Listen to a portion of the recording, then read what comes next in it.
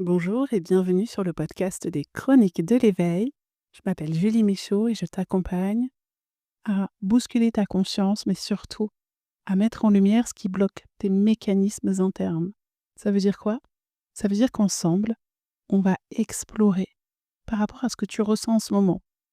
Un blocage, une peur, un autosabotage, une difficulté, une sensation désagréable ou trop lourde à porter. On va explorer ensemble ce qu'elle a à te dire, cette sensation, ce blocage. On va explorer ce que tu vis en ce moment pour enlever les nœuds et, si besoin, faire le lien à ce que tu as vécu hier. C'est-à-dire que moi, je fonctionne à l'envers. Je te demande pas de me raconter toute ta vie. En fait, ça va venir naturellement. Ce qui a besoin d'être mis en lumière va être évoqué au fur et à mesure de cette introspection qu'on va vivre ensemble. Parce qu'en fait, l'enquête, c'est toi qui l'amène. L'exploration de toi, c'est toi qui l'as fait par les questions que je vais te poser, par les sensations que je vais te faire ressentir lors des différents accompagnements individuels que je propose, ou maintenant les différents ateliers collectifs que je suis en train de mettre en place. Dans ce podcast, ce qui m'intéresse, c'est te partager du vécu, de l'expérience, pour que tu te dises, et moi, par rapport à ce sujet-là, par rapport à cette expérience, par rapport à ce qu'elle raconte, comment je vis les choses, quand ça vient toucher quelque chose en toi. Et c'est ça, devenir autonome dans son introspection. Arrêter d'attendre que les autres nous disent pourquoi on vit ça. Arrêter d'attendre que les autres nous donnent une astuce, une réponse de qu'est-ce que je dois faire, comment je dois le vivre, qu'est-ce que je dois dire, comment je dois être.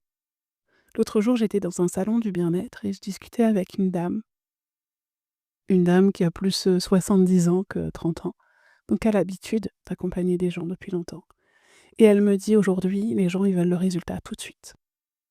Et je le vois autour de moi dans les réflexions, les réactions des gens qui vont se faire accompagner. Ils me disent: «Mais moi, je veux du résultat maintenant. J'ai pas le temps. J'en ai marre de passer des heures à discuter. J'en ai marre de passer du temps à raconter encore une fois ma vie». Parce qu'aujourd'hui, c'est plus commun d'aller voir quelqu'un. Et c'est vrai qu'on en a marre, en fait, de devoir repartir du début parce qu'il y a des choses qu'on pense avoir déjà guéries, soignées, libérées. Nous, ce qui nous intéresse, c'est de débloquer ce qui se passe aujourd'hui dans notre vie. Notre difficulté à être en relation, dans notre couple, dans notre travail, avec nos clients, avec notre entreprise, avec notre santé, notre bien-être. C'est là, maintenant, que ça pose problème. Alors oui, forcément, il y a sûrement une résonance avec ce qu'on a vécu hier, avant-hier, dans notre enfance. Mais imagine le temps que tu gagnes si tu prends l'habitude, chaque jour, d'explorer ce qui se passe en toi. Alors attention, je dis pas analyser. C'est si tu as le réflexe de te connecter à: «Tiens, ça m'a bousculé. Tiens, ça fait vraiment ça m'a fait mal. Tiens, ça, je comprends pas. Pourquoi? Pourquoi je réagis comme ça?» Et encore une fois, le but, c'est pas d'aller l'analyser intellectuellement. C'est d'aller se connecter à là où ça se manifeste dans ton corps. Tiens, cette sensation, est-ce qu'elle est familière ou pas? Tiens, qu'est-ce que je me raconte quand je ressens cette sensation? À propos de moi, à propos des autres, à propos, de l'environnement dans lequel je suis, de la relation dans laquelle je suis. Et rien que si tu prends ces habitudes, tu vas déverrouiller énormément de choses.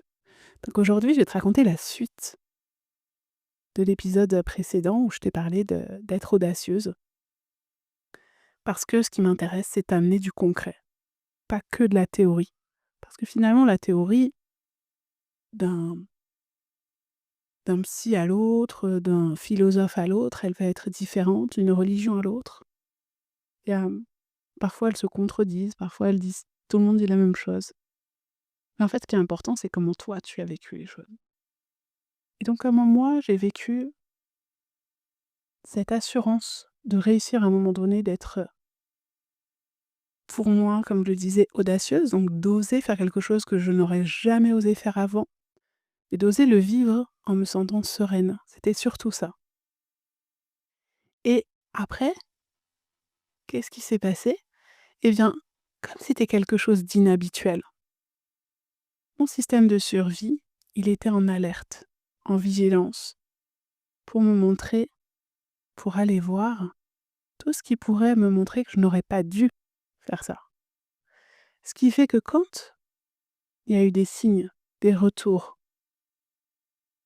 qui m'ont fait douter, ça a pris des proportions énormes en termes de ressenti, en termes de jugement, en termes de remise en question, en termes de projection, en termes de je prends ça pour moi alors que ça n'avait rien à voir avec moi.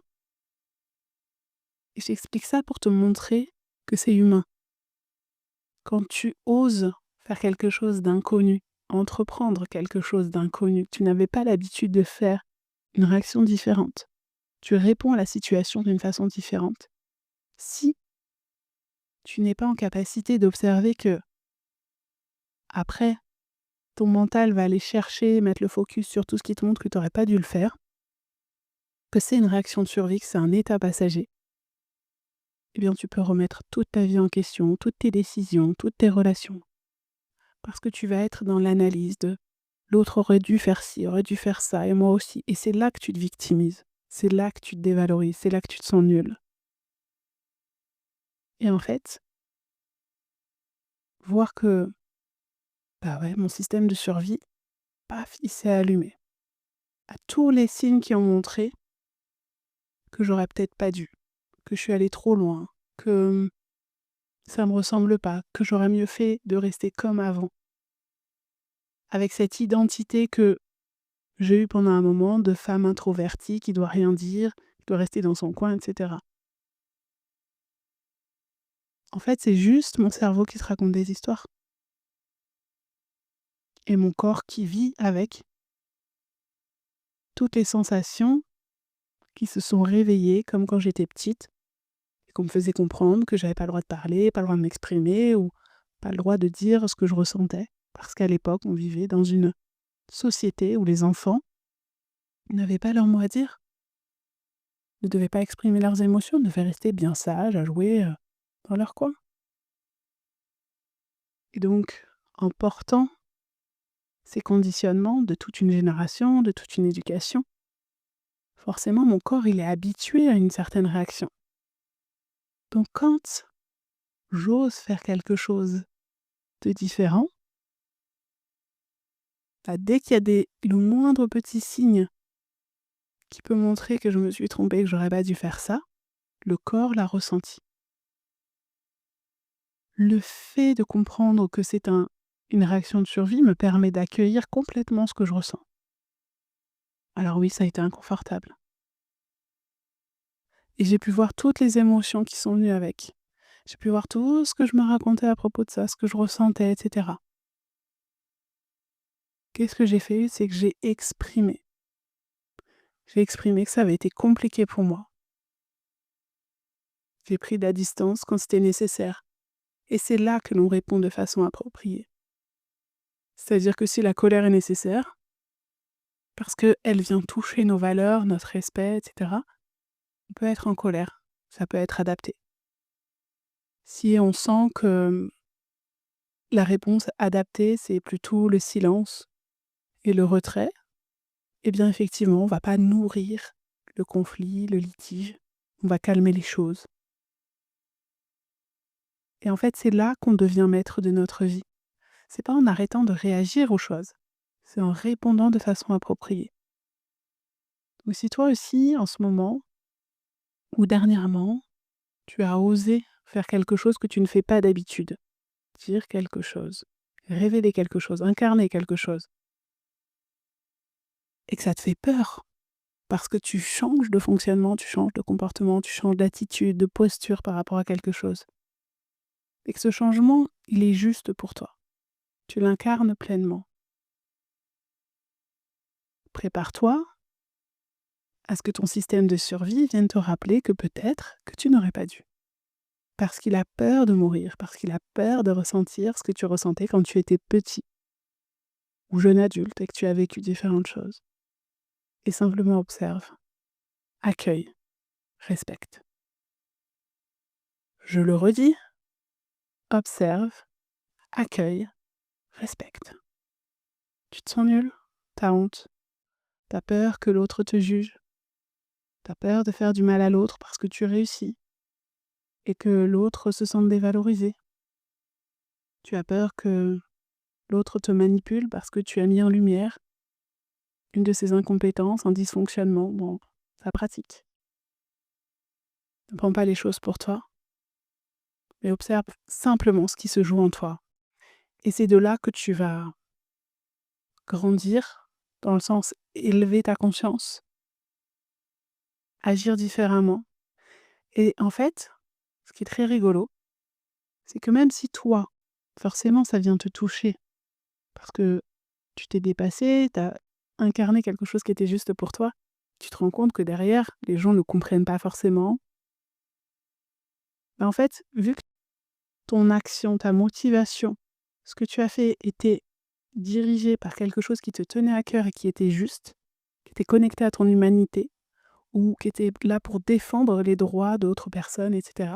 Vu que c'était fait dans le respect du vivant et de l'humain, fait dans l'amour, dans la compassion, dans la liberté, dans une démarche qu'on pourrait dire positive, entre guillemets, pas dans le but de détruire quelqu'un, eh bien tu vas te rendre compte que même si les autres personnes ne comprennent pas, n'adhèrent pas ou sont bousculées par ce que tu proposes, eh bien, l'intention primaire va quand même être respectée. Tu vas te rendre compte que les choses vont se faire parce que comme ton intention, elle n'était pas individuelle et personnelle, dans le sens égotique, dans le sens que pour toi, mais qu'elle est tournée pour avoir un impact plus grand, eh bien les gens vont finir par l'entendre. Les gens vont utiliser tes expressions. Et en fait, c'est comme si tu avais semé une graine. Peut-être qu'on va te reprocher d'avoir mis en lumière quelque chose, d'avoir déclenché quelque chose, d'avoir créé un changement. Et l'humain n'aime pas le changement. Il a peur. En France encore plus. Mais en fait, si tu prends de la hauteur, que tu accueilles tout ce qui se passe à l'intérieur de toi, prends de la hauteur et observe. Observe les effets. Pas sur toi. Ne prends pas les choses personnellement. Comprends que les autres réagissent parce que tu viens perturber leur écosystème, leur fonctionnement, leurs habitudes, leurs croyances. Donc ce sont leurs peurs qui s'expriment avec de la colère et de la mauvaise foi et de la manipulation. Et ça ne dit rien de toi. Toi, tu peux te regarder dans le miroir. Tu as semé une graine qui fait qu'il y a eu des changements. Et en fait, laisse germer cette graine aussi à l'intérieur de toi, cette graine de la confiance, de l'audace. Et dis-toi, c'était dur, mais je l'ai fait. Et rappelle-toi pourquoi tu l'as fait. Quel impact tu voulais que ta décision, ta prise de position, ton engagement, ta façon d'être, ta posture, soit sur les autres, sur le monde, ou sur toi-même. Quel impact tu voulais que ça ait. Et en fait, ce qui est perturbant, c'est qu'aujourd'hui, on voudrait que tout se fasse en un claquement de doigts. On voudrait que nos blessures soient guéries. On voudrait que nos souffrances s'envolent. On voudrait que les décisions soient prises. On voudrait avoir le contrôle sur tout. Comme on commande un colis ou un repas. On voudrait avoir les réponses. Mais la vie, elle a des cycles. Il y a des choses qui méritent d'être vécues avec persévérance, avec patience. Et parfois, on ne voit pas, parce que ça se passe sous la terre. Toutes ces graines qui germent un petit peu à droite et à gauche. Et le temps que cette graine devienne une petite pousse et qu'elle sorte de terre, il va y avoir des résistances. Eh bien voilà, c'est une résistance que tu traverses. Tu as semé une graine, tu as osé. Oser envoyer peut-être ce manuscrit à une maison d'édition. Oser dire à quelqu'un que tu l'aimais. Oser postuler à un emploi. Oser demander un prêt à la banque pour un lieu que tu as envie d'acheter. Oser réserver ce billet d'avion. Et peut-être que toutes les conditions rationnel n'était pas réuni. Le montant sur ton compte en banque, le timing, peu importe. Peut-être que ça va déranger d'autres personnes. Mais si tu le fais, c'est parce qu'au fond de toi, tu sais que c'est ce qu'il y a de plus juste pour toi. C'est ce que tu as envie de vivre, ce que tu as besoin de vivre, d'exprimer, de faire, de ressentir. Et si c'est pas fait dans une intention égoïste, vraiment, si derrière il n'y a pas de danger pour d'autres personnes, le contraire, c'est pour créer du lien, bien c'est comme ça que tu vas gagner en assurance, en confiance.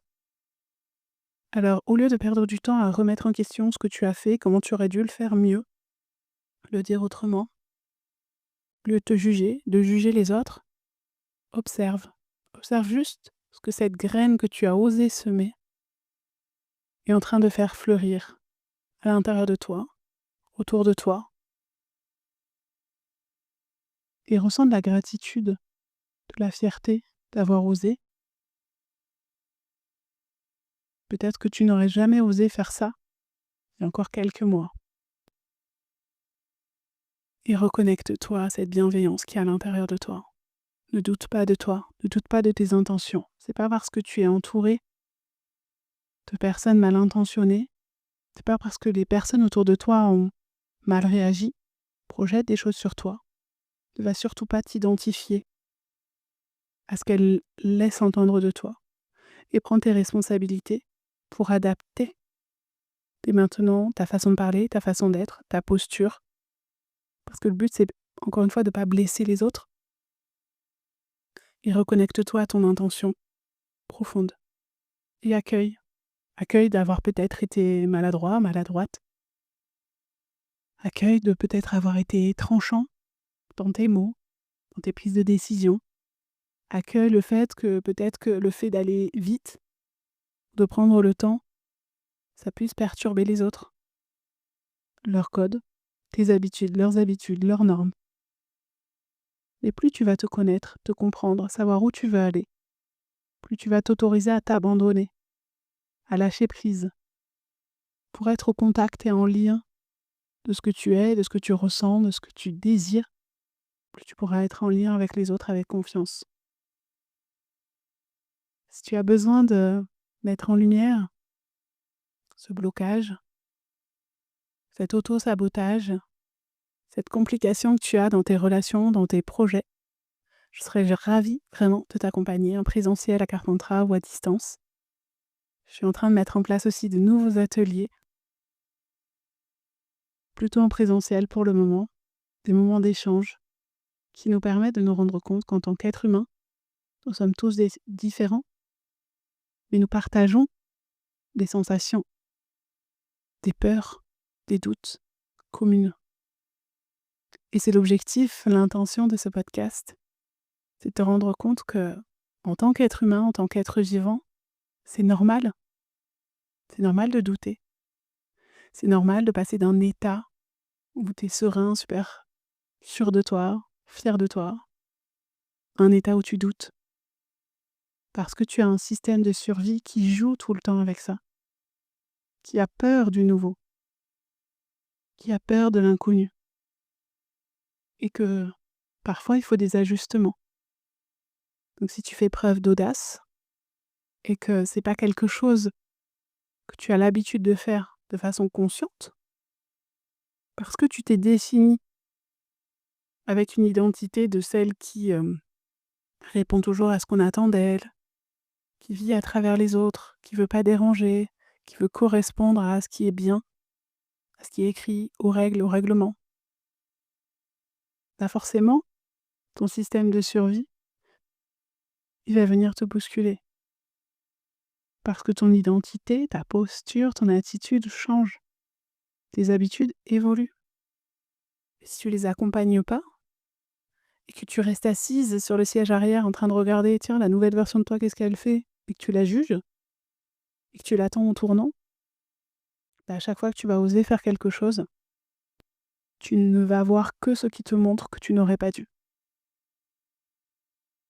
Par contre, si tu accueilles ce que ça vient faire émerger à l'intérieur de toi d'avoir osé, d'avoir fait ce premier pas, si tu danses avec cette peur, si tu accompagnes cet inconfort et que tu regardes objectivement avec lucidité ce que ça t'a apporté, même si c'est une réponse négative, même si c'est une réaction désagréable de quelqu'un. Et le fait de l'avoir fait, le fait d'avoir osé, le fait d'avoir un non sur quelque chose que tu ressentais, que tu vivais, un problème de santé ou autre, le fait de savoir, c'est ça qui va te permettre d'avancer.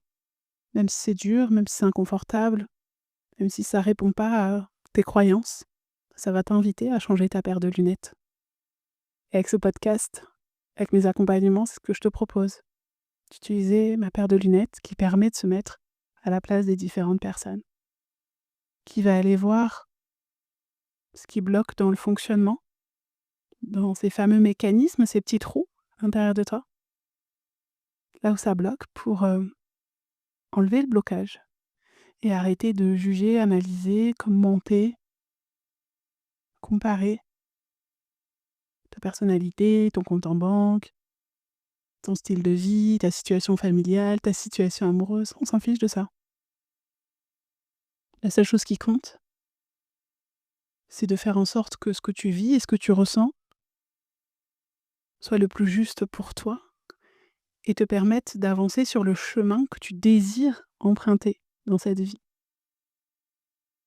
Tu es vivant, tu es vivante. C'est normal que tu sois traversé par des émotions différentes, des sensations différentes.